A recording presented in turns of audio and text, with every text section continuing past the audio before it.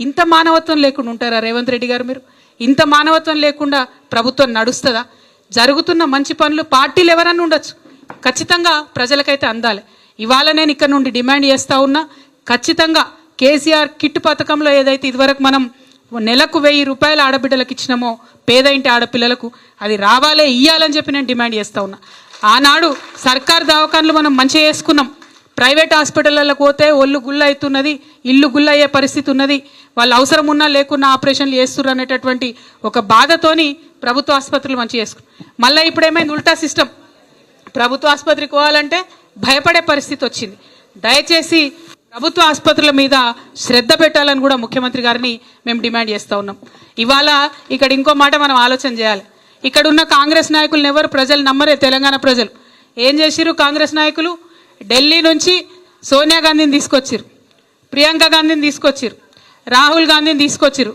వాళ్ళకు వచ్చిరాని తెలుగులో 2-3 చిలక పలకలు పలికిరు. ఏమన్నారు?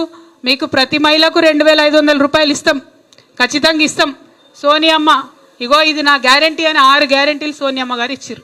రేవంత్ రెడ్డి గారి ముఖం చూసి కాదు, సోనియా గాంధీ గారి ముఖం చూసి, రాహుల్ గాంధీ గారి ముఖం చూసి, ప్రియాంక గాంధీ గారి ముఖం చూసి కొంత ఆడబిడ్డలు సరే ఇస్తా అంటాడు కదా, కేసీఆర్ సార్ 2000 ఆల్రెడీ ఇస్తున్నాడు, ఈయన 4000 ఇస్తా అంటుండు, ఈయన 2500 ఇస్తా అంటుండు అందరికీ ఆడపిల్లలకు అని చెప్పి సరే అవకాశం ఇద్దామని ప్రజలు అవకాశం ఇచ్చారు. కానీ ఇవాళ పరిస్థితి ఏమైంది? 14 నెలలు అయితే 2500 రూపాయలు ఎవరికి వస్తలేవు.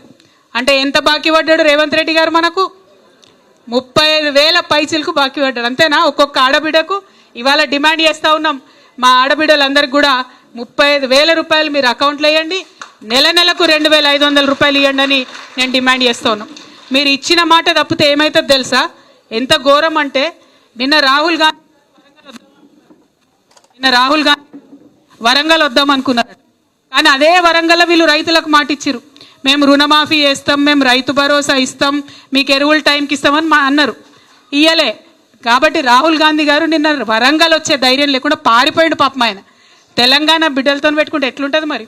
అది అసలే వరంగల్ గడ్డ, అక్కడ మంచి మంచి వాళ్ళనే మనం రానియలే, వాళ్ళ పప్పులు ఉడకనియలే. రాహుల్ గాంధీ గారు ఇవాళ హైదరాబాద్ వరంగల్ వద్దాం, తెలంగాణ వద్దాం అంటే ఇచ్చిన మాట ఇవ్వకుండా ఎక్కడన్నా తిరిగితే ఊకో. నువ్వు మంచి అవకాశం అదే ఇచ్చినటువంటి మాట తప్పితే అస్సలే ఊరుకోరు. నిన్న వరంగల్లో జరిగింది, ఇవాళ నేను చెప్తున్నా, మా ఆడబిడ్డలకు ఇచ్చినటువంటి మాటలు కనుక మీరు పూర్తి అయిపోతే రేపు తెలంగాణలో ఎక్కడికి కూడా రాలేని పరిస్థితి వస్తుంది ఈ గవర్నమెంట్కు. ఆ విషయం ఆలోచన చేసుకోవాలి. మనకు 200 యూనిట్ల కరెంట్ ఇస్తామన్నారు, అది ఏమంటున్నాం. మీరు నెలకొక సిలిండర్ 500కి ఇస్తామంటున్నారు, అది ఏమంటున్నాం. రేషన్ కార్డులు ఇస్తామన్నారు, అది ఏమంటున్నాం. మేమేం కొత్త మీరు చెప్పింది చెప్పినట్టుగా చెయ్యమని మాత్రమే అడుగుతూ ఉన్నాం. ఇవాళ మనము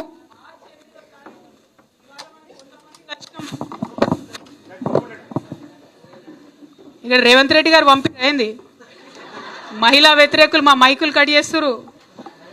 ఓకేనా? వినబడుతుందానే? ఇవాళ తెలంగాణ వ్యాప్తంగా 33 జిల్లాల నుంచి ఇక్కడికి మా ఆడబిడ్డలు వచ్చారు. శాంపుల్ మాత్రమే ఇది. మార్చి 8 నాడు సినిమా అసలు ఉంటుంది. ఆ రోజు మహిళా శంకారావం మనం చేయబోతా ఉన్నాం. బూటకపు మాటలు చెప్పి మహిళలతో ఓట్లు వేయించుకొని మహిళలకు 14 నెలలు అయిన తర్వాత కూడా ఒక్క రివ్యూ మీటింగ్ పెట్టలేదు. అంటే ఎంత చిన్న చూపు ఉండాలి? ఆడపిల్లలు ఎందుకు అడుగుతారులే అని అనుకుంటున్నది ప్రభుత్వం, కానీ ఖచ్చితంగా అడుగుతాం. మార్చి 8వ తారీఖు నాడు ఇంకా బలంగా అడుగుతాం. రాష్ట్ర వ్యాప్తంగా తరలి వచ్చి అడుగుతామని ఈ సందర్భంగా తెలియజేస్తూ, మరి మహిళలను మీరు అల్కగా తీసుకోకండి. మాకు ఇచ్చినటువంటి మాటల మీద గౌరవ ముఖ్యమంత్రి గారు తక్షణమే రివ్యూ మీటింగ్ పెట్టాలి. రేషన్ కార్డులు నిన్న పోర్టల్ ఓపెన్ అయిందన్నారు, మళ్ళీ చూస్తే మళ్ళీ బంద్ అయిందంటారు, మళ్ళీ ఓపెన్ అయిందంటారు. అది నిరంతర ప్రక్రియగా జరిగేటట్టు దయచేసి చేయాలి. రెండవది 200 యూనిట్ల కరెంటు 500 మందికి ఒకరికి వస్తున్నది, అందరికి వస్తలేదు. వచ్చేటట్టుగా పేదవాళ్ళకి అందేటట్టుగా ప్రయత్నం చేయాలి. మీరు ఫ్రీ బస్ ఇచ్చిండ్రు, మిగతా అన్ని తుసుమనిపించారు. అట్లా కాకుండా ఫ్రీ బస్ ఇచ్చినప్పుడు కూడా మహిళలకు గౌరవం లేకుండా పోతున్నది, మర్యాద లేకుండా పోతున్నది. బస్సుల సంఖ్య దయచేసి పెంచండి. బస్ స్టాండ్లో డ్రైవర్లను ఆపేటట్టుగా మీరు స్ట్రిక్ట్గా వాళ్ళకి ఇన్స్ట్రక్షన్లు ఇవ్వండి. ఆర్టీసీ కార్మికులవి కూడా గోస పోసుకోకరి, వాళ్ళ కడుపు కొట్ట, వాళ్ళ జీతాలు టైంకి ఇన్రి, మా ఆడబిడ్డలకు కరెక్ట్గా సేవ చేసేటట్టుగా వాళ్ళని ప్రయత్నం చేయండి. బస్సుల సంఖ్య పెంచమని కూడా చేస్తా ఉన్నాను.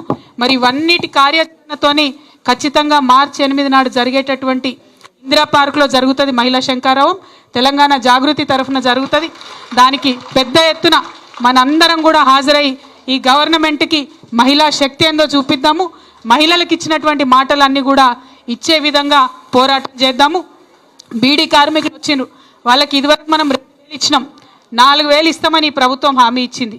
ఆ 4,000 కూడా తక్షణమే ఇవ్వాలని కూడా మేము డిమాండ్ చేస్తూ మరి అనేకమైనటువంటి మహిళా సమస్యల పట్ల కూడా ఇంకా పెద్ద ఎత్తున